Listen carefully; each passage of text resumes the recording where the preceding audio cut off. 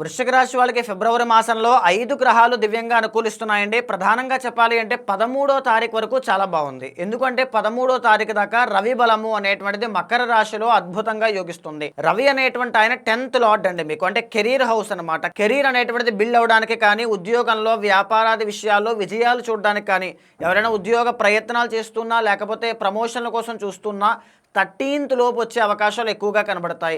If in case ఏదైనా మీకు ఏదైనా ముఖ్యమైన పనులు కానీ, మీటింగ్స్ కానీ ఏమైనా ఉంటే 13వ తారీఖు లోపల పెట్టుకోవడం వల్ల మీకు విజయాలు అనేటువంటివి కనబడతాయి.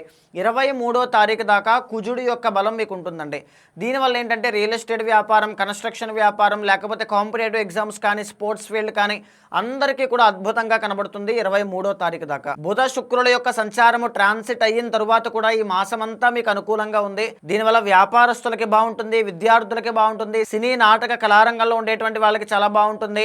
ఆకస్మిక ధన ప్రాప్తి ఆనందాన్ని కలగజేస్తుంది, ఆకస్మిక వస్త్ర ప్రాప్తి కనబడుతుంది అని చెప్పొచ్చు.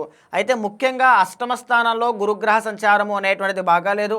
4వ స్థానంలో రాహు అనేటువంటి ఆయన కుటుంబ సమస్యలకి కారణమవుతున్నారు.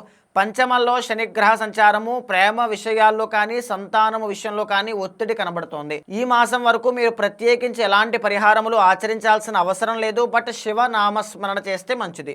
గురుబలము అనేటువంటిది పెరుగుతుంది.